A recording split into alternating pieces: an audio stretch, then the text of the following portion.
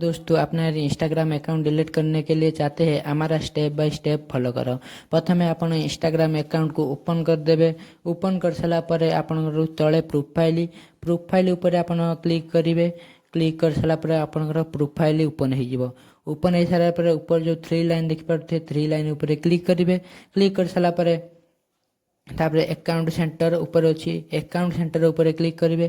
Click कर सारा पर आप अकाउंट सेंटर ऊपर तापरे आपणकर तले देखिपे मेसेजर अकाउंट ऊपर आप क्लिक करेंगे। तले तो आपंकर अच्छी मेसेजर अकाउंट ऊपर क्लिक कर सारा पर तापरे आपणकर एटी जी इंस्टाग्राम अकाउंट थी से आप शो कर सारा पर जो आप अकाउंट डिलीट करने चाहूे से अकाउंट ऊपर आप क्लिक करेंगे। क्लिक कर सारा पर आपणकर तापर ये माने सेकेंड ऑप्शन टा देखिपे सेकेंड ऑप्शन टा आप क्लिक कर देबे।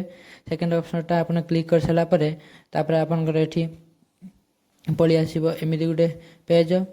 क्लिक कर सारा पर आपनकर भी गोटे पेज पळी आसीबो। पेज आसला पर आपन जदि ऊपर ऑप्शन टा ठीक करेंगे तापर आपनकर इंस्टाग्राम अकाउंट किछि ने पाई डिलीट हबो। आ जदि तळ ऑप्शन टा ठीक करेंगे ताना आपन इंस्टाग्राम अकाउंट परमानेंट पाई डिलीट हो जिवो। आमे परमानेंट पाई डिलीट करिया चाहिए ताने सेकेंड ऑप्शन टा क्लिक करबा। क्लिक कर सारा पर आपन कंटिन्यू एठी कर देबे। एठी कंटिन्यू कर सारा पर प्रोसेसिंग ठीक नबो। प्रोसेसिंग पर आपनकर एठी भी पळी आसीयो।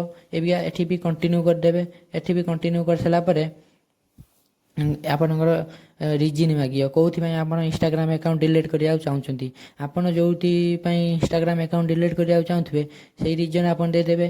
आमे जोथि डिलीट करिया चाहूछो आमे सेही रिजन दे देमो। रिजन सेला पर एठी आपण कंटिन्यू कर देबे। कंटिन्यू कर साला पर आपणकर एठी भी कंटिन्यू कर देबे। एठी भी आपण कंटिन्यू कर साला पर एठी भी कंटिन्यू कर देबे। प्रोसेसिंग टी नबो। प्रोसेसिंग ने साला पर एठी कंटिन्यू कर साला पर तापर आपनकर एठी पळी आसीयो।